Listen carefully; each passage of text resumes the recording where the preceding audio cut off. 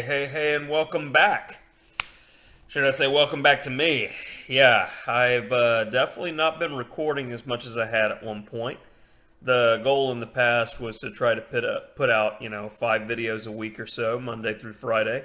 But, things happen, holiday season and such, and preparing for nationals. My team at Franklin Academy finished fourth in eighth grade. Not too bad, not too bad. But without further ado, I have a little something for you. The good people of Chessable have been keeping me busy. I got new courses coming out and lots of videos, hours of video that's going to be published pretty soon. So maybe I can get back to getting something more regular for you. In the meantime, I was taking a break from some of my Chessable recordings, sat down and tried to unwind, played a little Blitz, and I played this game I'd like to share with you. So let's go ahead and dive right in.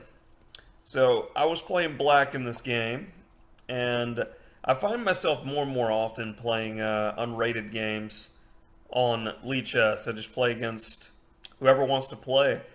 That way, to me, I've been trying to push the rating higher and higher. I think it's kind of a go-between way to not feel bad or get caught up in the whole rating game. Just play to play. Just play for fun. So I like the Sicilian in this game, and it also gives me the opportunity to play a lot of different openings and systems. So in this case, I went with one of the lines that I like. I like either the Taimanov or Khan systems.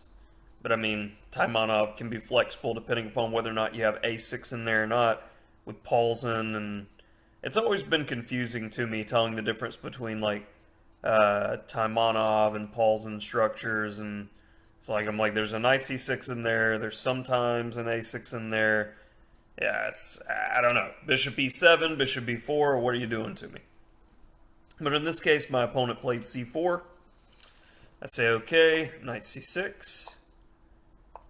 And right here was the first indicator that I felt my opponent was going a little bit astray in the position. He decides to play D3. And this move already signaled to me the way I was going to be playing pretty much the rest of the game. That I know from playing these positions a few times and seeing a few games that that pawn is going to become backwards. In all of the main lines for white, you need to be able to play d4 to assure that this is not going to become a weakness. So for instance, the better way to go here would be definitely play bishop e2, and both sides get this central blow up. And this has been played by the top guys quite a lot. I just looked at a brief line with bishop c5 after the game, and we get this kind of position. And black's been doing fine here, even with the isolated pawn. Just a lot of activity. So coming back to the main game, after d3, I played d5, natural enough. And here was white's, I guess, last opportunity to try to mix things up by playing bishop g5. And I need to play d4 to assure that he's not going to be able to at some point. And there's a lot of these forced trades. g5 is pretty necessary. And now, as soon as he makes this move, knight d2, my knight on h5 is under attack. So this is when we clip the bishop. And here, even though there's some air around our king, we are completely safe. And the pawn structure is reminiscent of a Benoni with the backwards pawn on d3. So the bishop is going to be bothering that guy, dropping back, and just we'll be staying solid here without really any difficulties, and continue to add pressure on g6. Or d3. g6, well, I was thinking about the bishop still.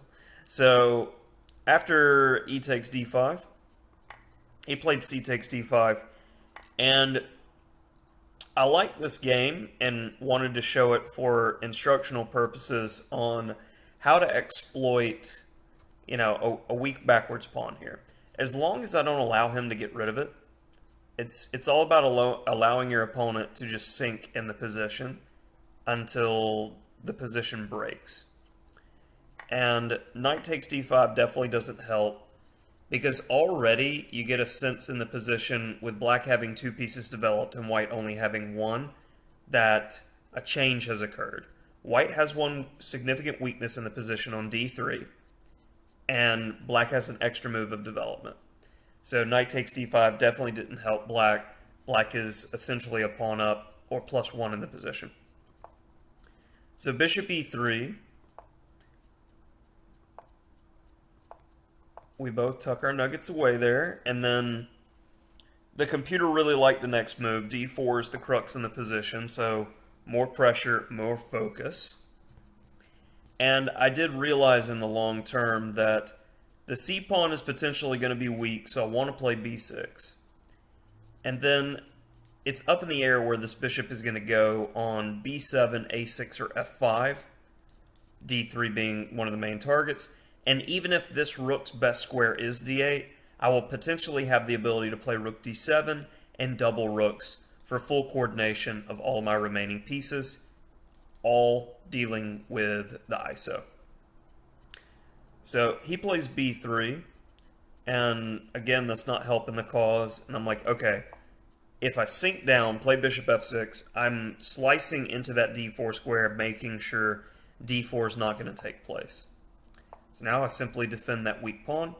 No problems, no weaknesses, no problems. Queen c2, and probably here bishop f5 or bishop a6 is more accurate, but I went with the simple developmental move, bishop b7. And here's one of those times that objectively the move I played wasn't the best, but sometimes in chess, when you're playing a human opponent, of course, they'll telegraph what they want to do and why. In this case, my opponent just spent 2 moves for our queens to interact. So he wants to trade queens. I mean, it would be great for him if I was to take, because he could fix all of his problems and it would be an equal position. So I want to find a move. If he wants to take so bad, I'm going to allow it, because he's going to lift my rook when I recapture, giving my other rook the desired square on d8 to continually add pressure to the d3 square. So it's black's task to find a move that just improves the position slightly. And here's one of those times that I reached to play g6 in the position, but then I thought to myself, well, he'll potentially be able to play bishop h6 and use that. That's why I played h6 in the position, and this will come in handy later, this little stutter step move, because the luft will be very helpful for the king, and I'm taking away counterplay that white could potentially have using the g5 square. So after queen takes, rook takes, we both build pressure on d3, and after knight e1, almost all of white's pieces are defensively placed. And the computer liked the idea of knight b4, and of course it sees deeper than I do. It plays rook 5 to d7 to get off of the potential bishop f3 move.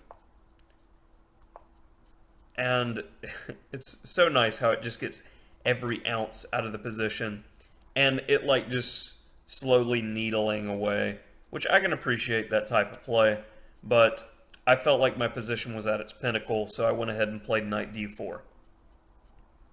And I felt like this would guarantee me the bishop pair. He still has the target. Target's not going anywhere. Seemed like a good trade.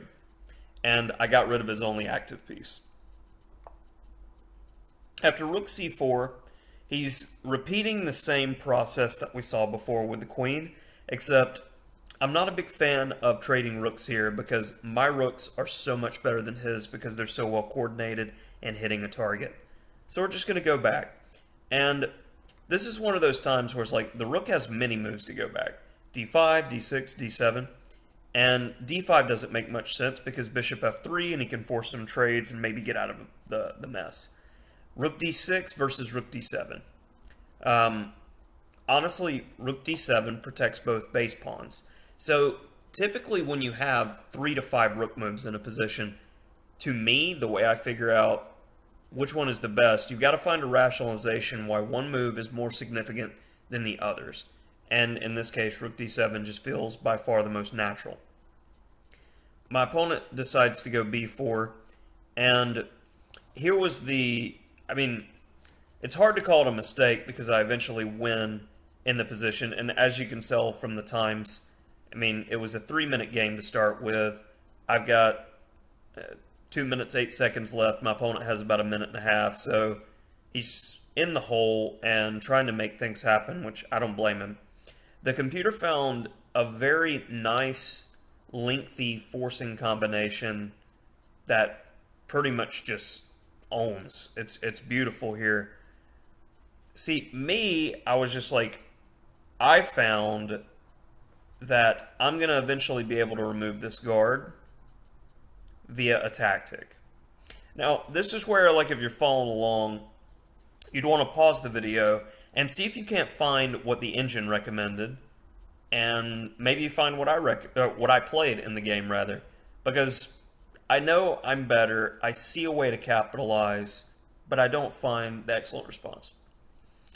Okay, I'm giving you time to pause. Now, what the engine wanted to play was bishop d5. And after rook g4, it doesn't want the a pawn. It first wants to capture on b4 with the idea of using this open file. Now, this is so counterintuitive for a human because we see this idea now, and it's like, oh, wow, this is brilliant, because if he moves his bishop to f3, I even have ideas of rook takes e1 check, rook takes, and then bishop c3, forking the two rooks. It's just a very, very lovely combination. But it's counterintuitive to a human because I've spent so much time getting my rooks well positioned, hitting the weakness on d3, but it abandons all for this innate minor tactical theme. If you found this, you're good. You are good, because I only understood it after the engine explained it to me. You know, King f1 to stop the idea that I mentioned, but you continue to be insistent, and then on bishop c3, this was very nice, and the you just win. So, what did I do then? Since I said I saw something too. Well, I played bishop a6. Seemed like a natural enough move, hitting the rook and continuing to pressure that weakness. So when he moves this rook there, I'd seen this idea. I'm going to take here. And when he takes back, I want to remove the guard on d3. Everything trades except I get a little something extra at the end of the combination. And that's that. Don't get in too much of a hurry here, though, because if bishop takes e1, rook takes a6. So we have the Zwischenzug, bishop b5, bye-bye rook. Only now do we take. And right here, it was very significant because had I not played h6 earlier, this combination wouldn't have been a possibility because I'd be getting back rank mated here. And it is also another significant point that I was able to play this combination. White doesn't have the time to play rook e7 to hit both the base pawns and get back to an equal ending because he himself does not have a luft. So he has to spend a move one way or another defending here, and he elects for rook e1. Now, I find that my students and the majority of which are under 1800, they struggle in these types of rook and pawn positions where it's a relatively simple position to win, but they feel the need to do too much too quickly. When you have the edge, you can just collect small advantages, but don't be in a hurry to trade too much unless you have a concrete idea and you see that it's going to win. You can do many moves without doing anything. Like if I wanted to just flag my opponent here, he has 49 seconds and I have a minute and a half, I can do that. But I feel that that's not the best way to go about doing this because concretely, I feel that this is a win. So how do we start? And why do we start the way we start? So here I see that white can potentially come back to an idea of hitting both these pawns.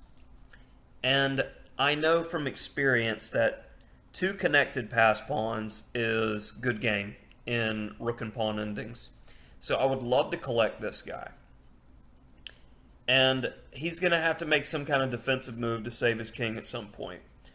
So the candidate moves in this situation are king g6 to defend this pawn, and we play wait and see. Rook d2 to attack the a pawn, or rook a3 to attack the a pawn. Now I want you to compare these three candidate moves and make a decision on what you'd play and why. Because to me, I looked at this position and I go, okay, king g6 can be played anytime. So it comes down to playing rook d2 versus rook a3. Rook d2 attacks the pawn, but it can potentially encourage the pawn to move, and say rook a1, and he plays a4. He moves the pawn in front of his king, so there's no back rank problems. And I don't want this pawn to trade for one of mine. I want the connected passers. I want it all. Like meatloaf. I want it all. So rook a3 was the move I played in the game because it defends one of my base pawns, attacks one of his, fixes the weakness, very important concept, where the pawn cannot move forward to try to compromise my pawn structure or trade. So that's why I may be wrong. It may not be the most accurate move, but it feels so right. So he plays rook e2, and now I'm just going to slowly improve my position here with b5. And this is mostly the idea that I'm waiting to see what he's going to do and getting my two queenside pawns closer to the finish line. So he gives himself a lift. I get the natural king g6. No weaknesses in the position. a5, b4, and just go back right here. This move f3, this is the type of move that I see from my students, and it's a knee-jerk reaction move. I'm not quite sure why this type of move is played, because best defense for white in this type of situation is I'm going to come over here and just hit a target. Once you push the target, I'm going to go back and forth with my rook, and you're going to have to prove an advantage with black here. More than likely, my king's going to have to walk up, and I'm going to have to jettison one or more of these pawns in order to get a queen, and white isn't going to have enough time to queen a pawn of his own. And that's going to be how this game would come to its ideal conclusion. But in this case, my opponent makes my job so much easier by feeling the need to do something. And too often in endgames, it's the tortoise that wins the race. And just waiting will cause your opponent to have a knee-jerk reaction a lot of the times, which I would recommend, like, I'm just slowly improving, waiting for this type of move, making my task easier. So he plays f3. So the question is, why does this make my task easier? Well, at this point now, this rook can never leave the second rank without giving up the a-pawn with check. He has opened up his king to direct attack, and in many variations in the future, if his king gets on the back rank and my rook gets on the second, his king is cut off and out of the game. So being the fact that, like, it's not discussed very often, but in endgames, kings are basically worth like 4 points.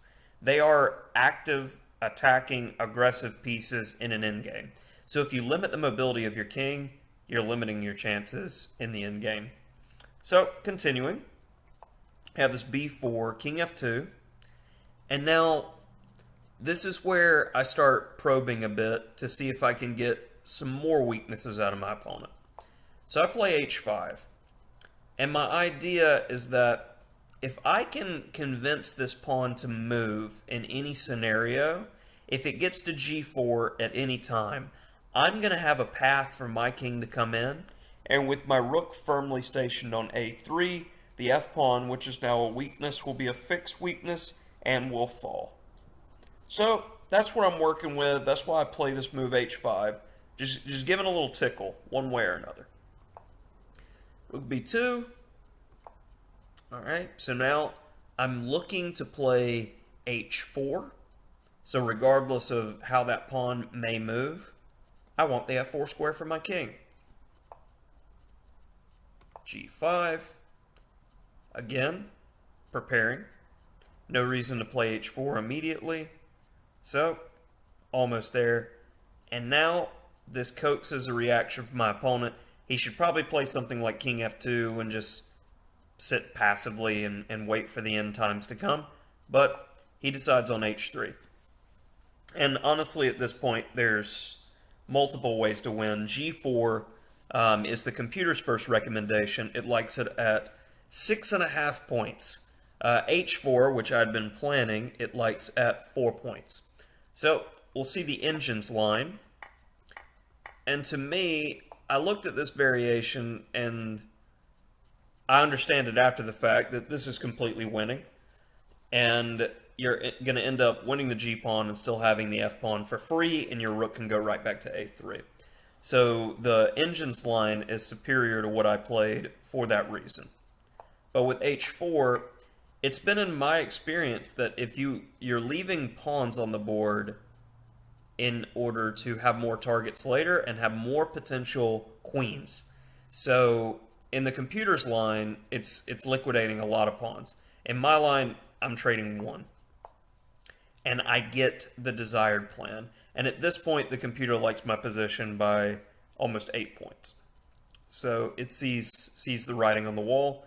And I've left more hiding spots for my king, and I've left more winning chances with an extra pawn. That's what I thought when playing the continuation that I did. So rook c2, check. And this is the type of move that would confuse my students. Like, why are you checking him one more time? This is I'm checking just to see. Because after rook g3, as opposed to the next move that I played in the game, if I would have played it immediately, I'm giving my opponent more of a chance to go wrong. Because if king anywhere other than h2, I'm going to take the h-pawn and another pawn bites the dust.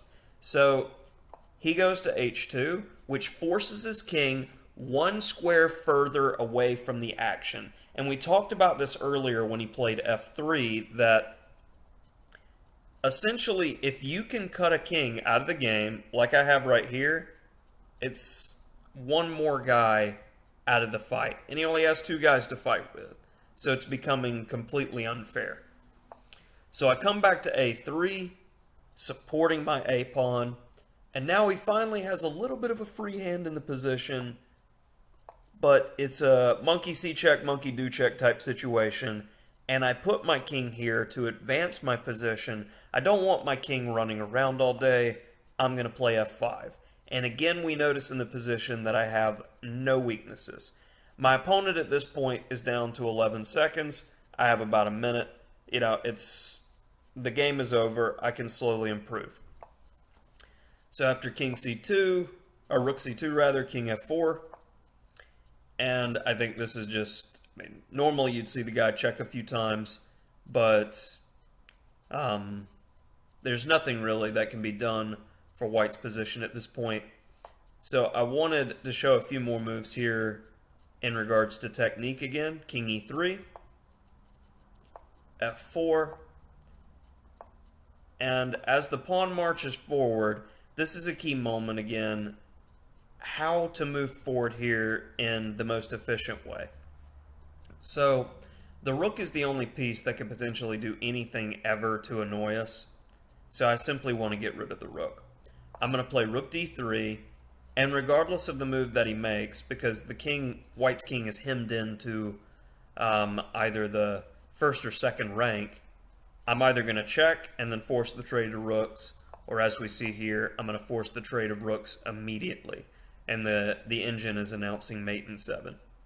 So after rook takes, king takes, this gives a clear path for the pawn. And also notice what I've done as well. Let's say if our time was reversed and I've got the 3 seconds and he's got 47 seconds, that I have left him with a pawn that he can get multiple moves out of. So there will be no stalemates here. and I would be able to mate with 3 seconds here without any difficulty. So my opponent flagged at this point. So hopefully this game you got a little something out of. I mean, I enjoyed playing it, and I typically like to show games that I feel that I played well. I mean, I had the video series where I played a lot of horrendous games in Blitz. It always seems to be more pressure when you know you're playing on camera, but you know, every now and then you get to play a decent one, and I wanted to show it. And definitely look forward to seeing more content coming in the future. Since we're back in session at school, I'm going to be having a few more videos that are in this kind of vein, except it's going to be my students' games, because I think it's going to be interesting to analyze student games, whether they be quality or very poor, in order to isolate mistakes, errors in thinking. So we're going to be hitting all areas, from opening, middle game, and end game when we're analyzing. We're just changing it up in the second half of the year. The first half of the year, we spent a lot of time working on tactics and openings and how they bleed into middle games and plans. Now, we're just going to play a lot and take a holistic approach. Every time something comes up we don't understand, or a student doesn't understand, we go right in and we analyze it. So hopefully you're looking forward to this type of series that's coming. And in fact, if you're one of the faithful, you're one of the people who are constantly commenting, I sincerely appreciate you and your support. So, you know, send me an email, send me a game. You have a game you want analyzed, I won't put names out there, that type of thing. Happy to do it. We'll put you in there, give you a shout out. All right, thank you for your support. Bye-bye.